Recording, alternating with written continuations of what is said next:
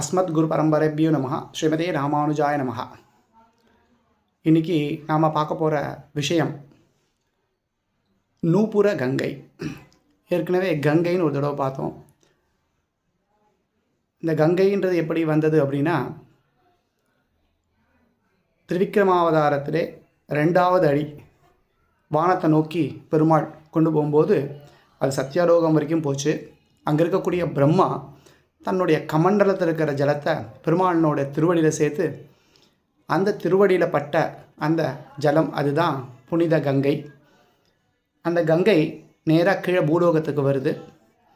அது நேராக பூமியில் பட்டுதுன்னா அதனோட விளைவு மோசமாக இருக்குன்றதுனால சிவன் தன்னுடைய தலையில் தாங்கிக்கிறார். அந்த தலையில் இருக்கக்கூடிய அந்த கங்கை பகீரதனால் பகீரத பிரயத்னப்பட்டு பூலோகத்துக்கு கொண்டு வரப்பட்டதுன்றது பார்த்தோம்.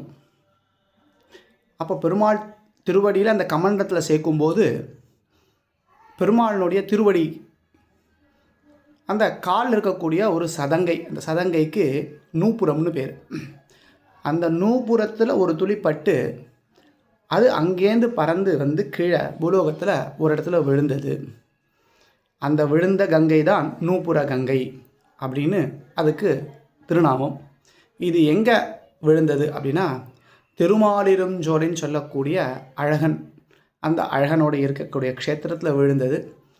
இன்றைக்கும் நீங்கள் ஒரு உற்சவம் நடக்கும். அந்த நூபுர கங்கா ஜலத்தில் பெருமாள் தீர்த்தமாடிகிட்டே இருப்பார். அந்த மேலேருந்து நம்ம அந்த ஃபால்ஸ் எல்லாம் குளிக்கிற மாதிரி மேலேருந்து ஜலம் கொட்டிகிட்டே இருக்கும்.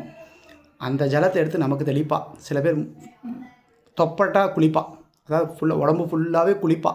அவ்வளவு விசேஷம் அந்த நூபுர கங்கை.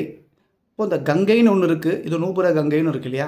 அப்போது இது ரெண்டுத்தில் எது சிரேஷ்டம்னு பார்த்தோம்னா, இந்த நூபுர கங்கைக்கு ஒரு படி ஏத்தம் ஜாஸ்தி அப்படின்னு சொல்கிற வழக்கம். எதனாலனா, அந்த கமண்டத்தில் பிரம்மாவனுடைய கமண்டலத்தில் இருக்கிற ஜலம் திருவடியில் பட்டு திருவடியிலேருந்து நேராக வந்து பூலோகத்தில் வந்திருக்கு.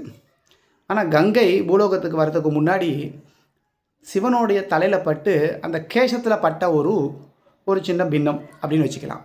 அப்படி இருந்ததுனால இது இன்னமும் விசேஷம் அப்படின்னு பெரியோர்கள் சொல்வதுண்டு.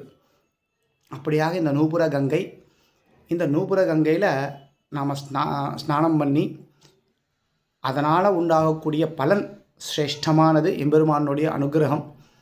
அதுவும் முக்கியமாக இந்த நூபுர கங்கா ஜலத்தில் எம்பெருமான் தீர்த்தமாடிட்டு இருக்கும்போது அதில் கிடைக்கக்கூடிய அந்த ஜலம்ன்றது இன்னும் சிரேஷ்டமானது அப்படின்றது விசேஷம். அப்படியாக நாமளும் இந்த நூபுர கங்கையில் ஸ்நானமாடி இம்புற வேண்டும் என்று பிரார்த்திக்கிறேன். ஸ்ரீமன் நாராயணா.